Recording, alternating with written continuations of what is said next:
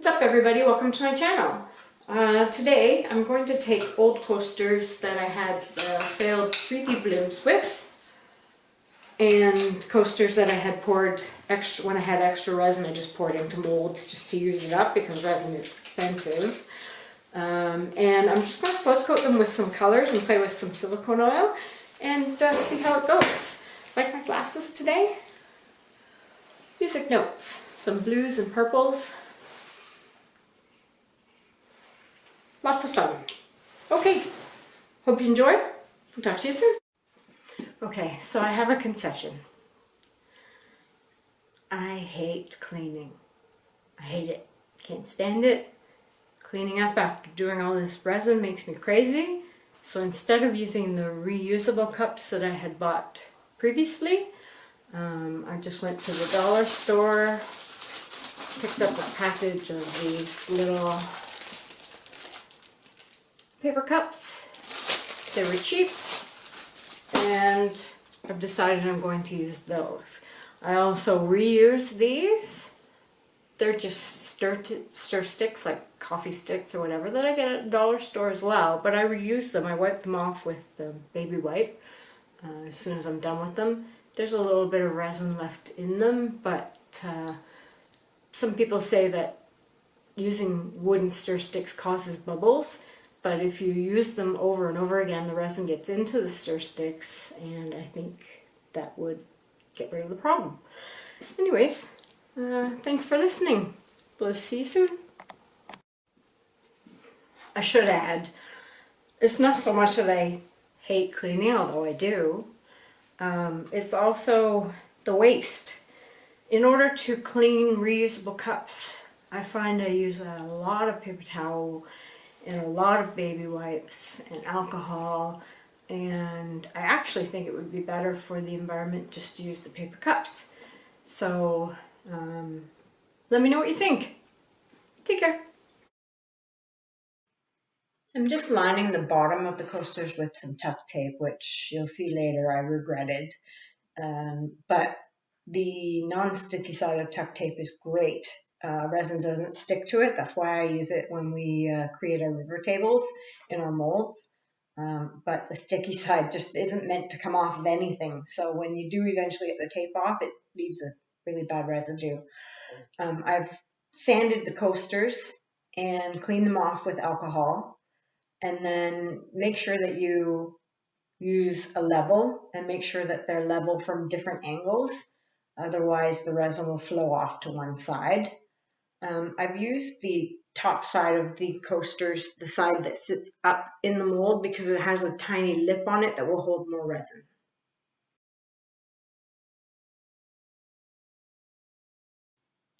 When you're mixing your resin, make sure you follow the directions and follow it for the amount of time, minimum amount of time that it suggests. Make sure you scrape the sides, scrape your paddle that you're using to mix with, scrape the bottom. But you can see, if you still see streaks in it, it's not mixed. And you'll see, I'll show you in a second here, there's still some streaks in it, so it needs to be mixed a little bit more.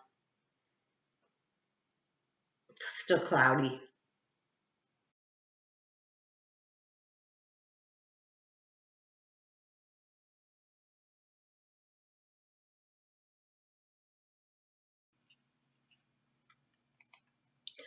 Okay, so I'm using the Ecopoxy Uvpoxy again. It's a thicker resin, so it sits on the top a little bit better.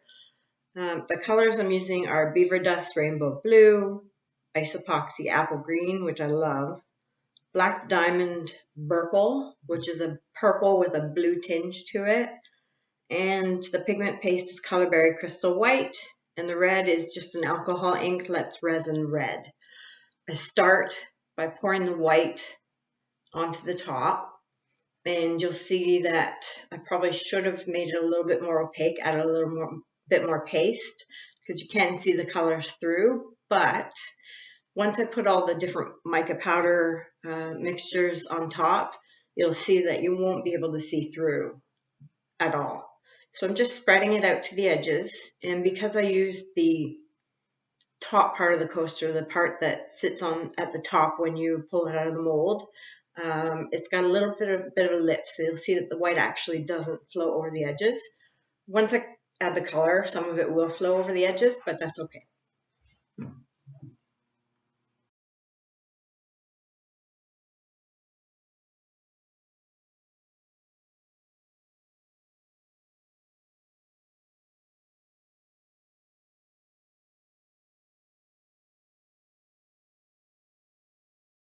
And it's time to add the color. I'm going to start with the red alcohol ink, which looks orange, and I think it's just because I didn't add enough. I added quite a bit, but I probably should have put more in. The alcohol ink is see-through, very transparent. And I'm just willy-nilly adding it. There's no rhyme or reason to how I place it. Have fun with it.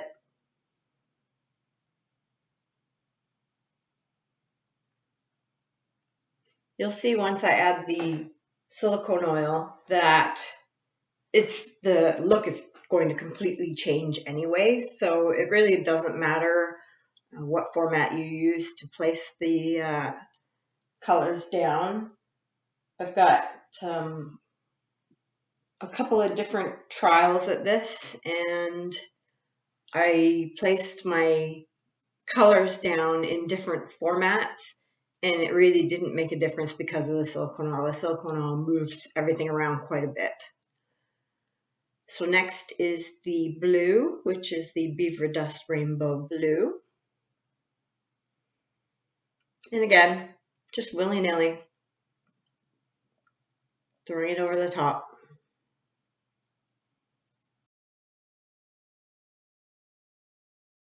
I'm just going to speed it up so that you can see me just throwing the color over top, and you'll see once I get to the purple, my favorite color, purple, that I actually decided to go opposite direction. And like I said, you just willy-nilly throw the colors on and have some fun.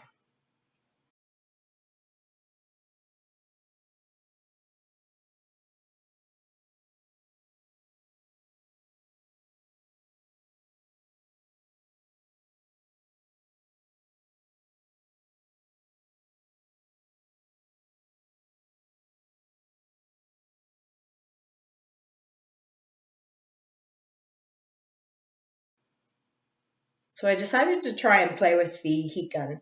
And I don't know that I would do it this way again because it pushed a lot of the color right off of the coasters, which is not what I wanted. But you know what? You know me, I like to experiment. So the next is the silicone oil. And the silicone oil I used was in a spray can. So I sprayed it into just a little cup. But you can get it in a bottle as well. So all I did was dipped my silicone tool into the cup and then touched the top of the coasters. And as you can see, it actually pushes the resin around quite a bit. And it continues to work even, several minutes afterwards until the resin is starting to cure. You can do it in any fashion you like, whatever design you like, if you want it on one side or just around the outside or whatever you like, just enjoy. Okay, so I decided to try something different. Wanted to see what would happen if I just dropped some alcohol ink on top once the silicone oil had done its work. And I know half of you are probably saying, no, Wendy, don't do it, you're going to ruin it. And half of you are probably saying, yeah, what would happen? You'll see that it actually ruins the coaster, but I'm trying to fix it by adding a little bit of silicone oil to see if it'll move it around a little bit better. But yeah, it wasn't a good choice.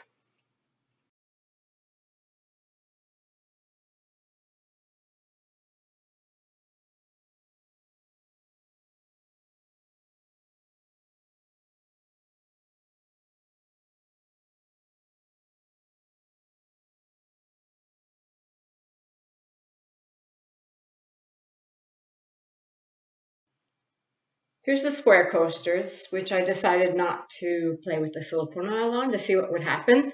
And I ended up with some cells. I think it's because of the white pigment paste underneath the mica powders. I was surprised by the effect, but I like it. I think it's a really cool look. Here's a view of the rest of them, including my ruined one with the alcohol ink. And then I had extra resin left over, so I just poured it all into my coaster and see what happens with that as well. And here's my puppy. I left the door open for him to go in and out all he wants, but he can't come into the shop because of me working with resin, and he's not very happy about that. He wants to be in there with me. But Mr. Zero, he looks so sad.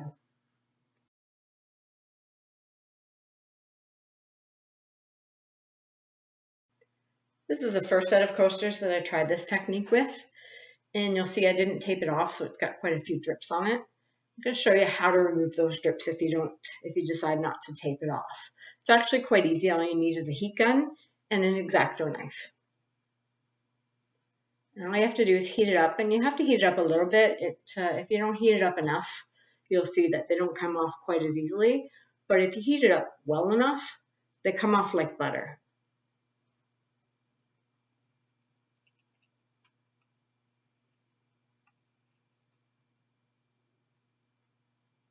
So you can see here, they came off, but not as cleanly as I would have liked.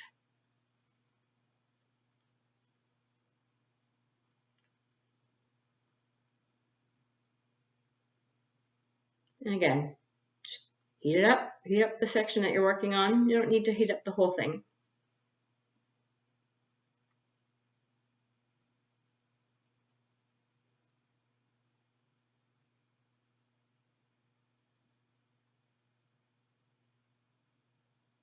And see, off it comes, just pops right off. Do it again. Heat it up.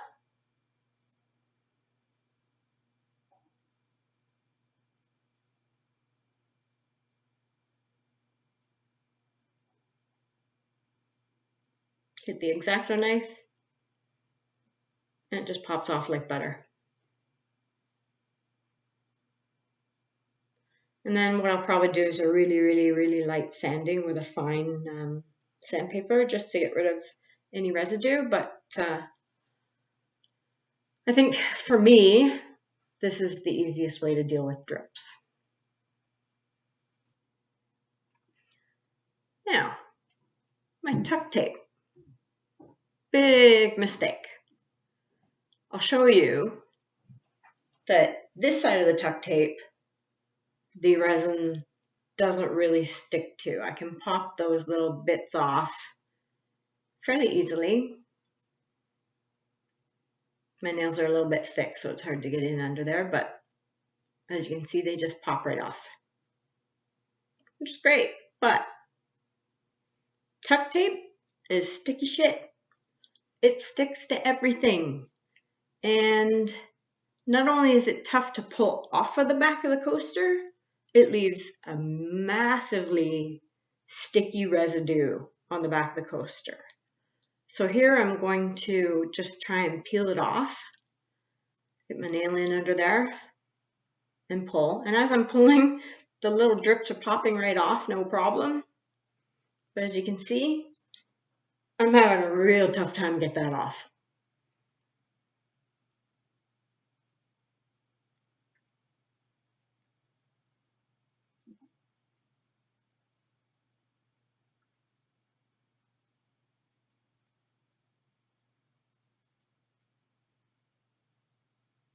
You can see it's really sticky. It's sticking to my finger.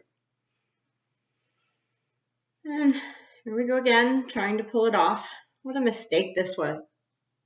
Just don't do it. If you're creating river tables and you're making your own molds out of melamine, line the melamine with the tuck tape, and it does a beautiful job of releasing that resin. But for this, it was not a good choice. I know when I put it on, as I was putting it on, I knew I was just going to regret it. But I had started, so I figured I would finish. And there we go. It stuck to my hand. Don't do it. Learn from my mistakes. To get rid of the sticky residue, I had to go over them several times with alcohol. and it cleaned it off really well, but it took forever.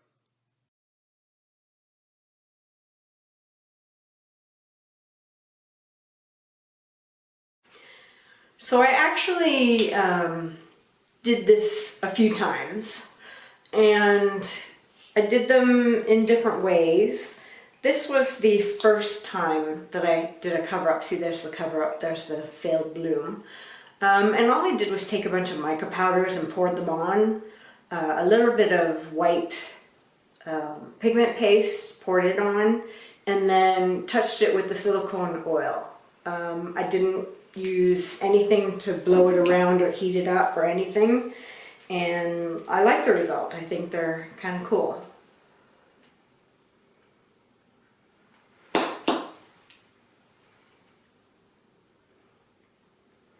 But you can see, just so you know, when you use silicone oil, it can create divots. So you can see right here, there's several divots.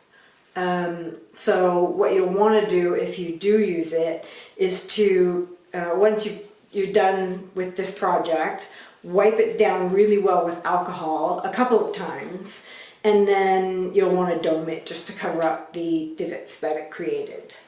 And then the second set that I did, I used a black background and some mica powders. And again, I didn't push it around at all with the heat gun or a blow dryer or anything. I just drizzled it on and then touched it with the silicone oil, and this is the result.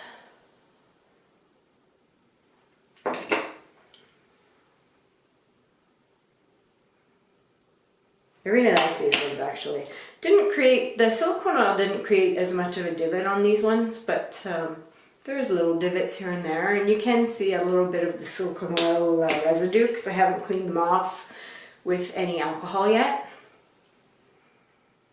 But I like the colors, and it's a unique look. And then these are the ones you saw me create. And I think next time I do it, I probably won't use the heat gun on them. I think that's why I ended up with so much white, because I pushed all the color off of them.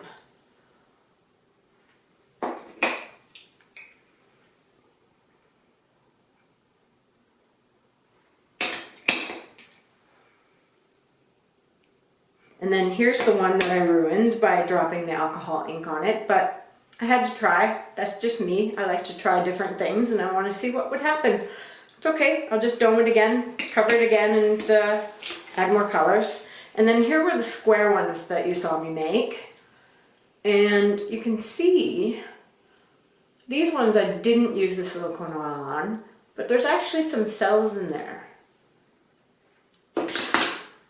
And that's just from blowing it around with the heat gun.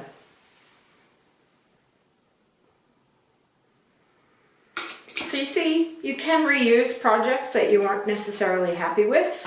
I hope this was helpful, and we'll see you again soon. Take care.